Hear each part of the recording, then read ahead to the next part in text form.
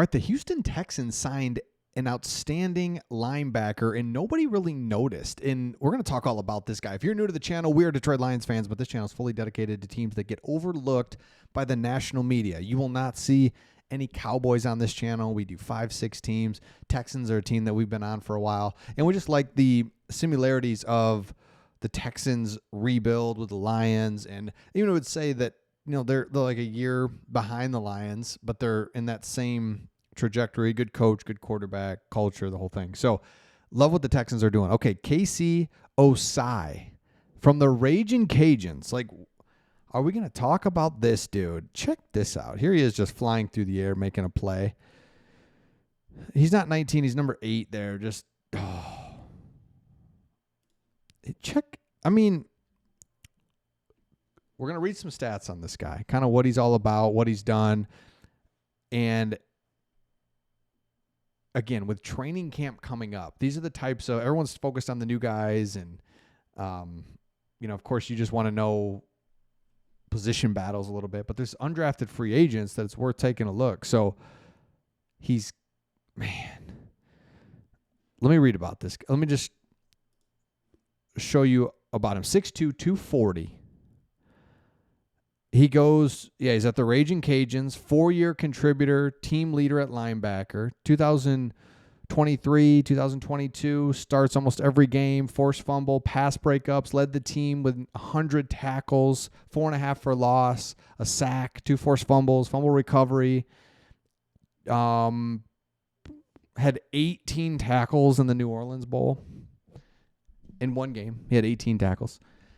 Flies around and just causes problems. You're like, okay, I can get down with that. It's just like, what if you get an undrafted free agent that's got the size, the speed, the production, and just went to a smaller school, people didn't really pay attention to him, and yeah, I mean, again, maybe his 40 wasn't the best or whatever, but all of a sudden you look around and you've got an undrafted free agent that's really good. It's like, oh my gosh, what the heck? So here's another thing about him. Excelled in track in high school. He is fast. Coaches said his leadership, high tackle production caught their eye. He's a depth linebacker that could get in there and make something happen. Okay. Love this guy. So let me know if you knew anything about him. By the way, bonus points if you know this. I went to a Forrest Frank concert. Let me know in the comments if you know who that is. Or put in the comments who you want to see in concert or who you've seen recently in concert. Are we seeing anybody big like Morgan Wallen or something? Something big. Give it to me in the comments. The last concert you've been to, the last person that you saw live, or somebody that you want to see. Okay. So Casey Osai. Remember that name. Keep an eye on him as you get into training camp and kind of what that looks like and what he could possibly do, possibly not. Could be a special teams ace. Let me show you this. The Texans were so random and just did a lot this offseason. It's just going to be fun for you guys to see and get into training camp and just see what and where things fall. You made so many moves. And honestly, you didn't make the moves that we thought you were going to make. Interior offensive line is like, what do we got there? So that's, again, though, in training camp, what do we got when the pads come on our offensive line? Are we any better? Defensive line. Where are you at there? Right? You know, so there was a lot of moves made by the Texans, and hopefully, I mean, it's all good because you have the right coach and it can all work out. Okay, check this out here. PFF and Sportsbook put together their win totals. You kind of see, all right, do you want to go over under this? And I think this is interesting because, again, anytime Vegas is involved, you know, they're not, I don't know how they do it, but they're right there, man. They're smart. I don't get it. It's crazy. Okay, Houston Texans, strength of schedule 17. So just mid-range strength of schedule. We knew that looking at the schedule, like, no problem. They've got you at 9 wins and 9.5 wins. I mean, It's 17 game schedule. So it's like, all right, dang it. That puts us at 9-8.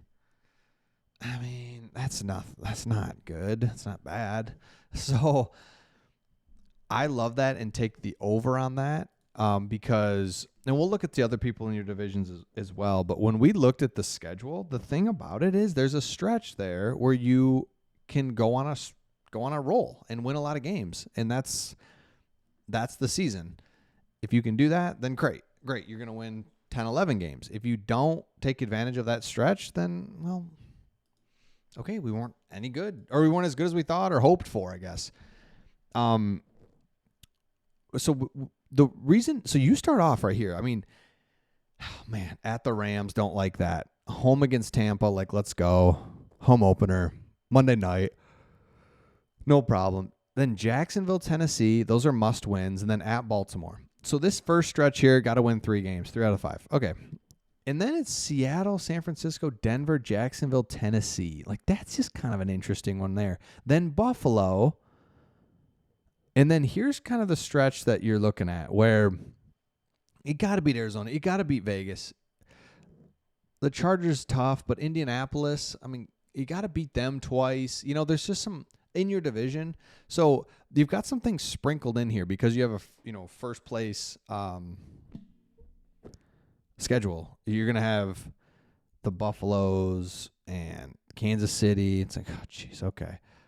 But, man, there's some sprinkled in some winnable games. Like Seattle, they revamped their whole team, their whole franchise. We'll go beat them. So when I look at those numbers of 9.5, I'm not too nervous about that. I mean, that feels pretty good. You look at the other teams in your division or other teams in the AFC even, and I love how do the Giants have the hardest schedule? I mean, what are we doing there? So yeah, 9.5 wins. Okay, whatever. Point is, we got a manageable division. You've got and by the way, I was going to talk about this way earlier, but you've just messed up the entire league, which is just hilarious. You signed your second-round pick to a fully guaranteed contract, and now all the other teams are having to do that with their second-round picks, and it's like, wait a second. This screwed us up. We weren't ready. Well, hold on. So interesting to kind of watch that unfold. 2 players have been signed to a fully guaranteed contracts. All the other second-round picks have not been signed because of the Texans. You signed your Jalen Noel to a fully guaranteed contract. Screwed everybody up. Love that. Okay, let me know your thoughts in the comments. Make sure you subscribe, and we'll see all of you on the next one.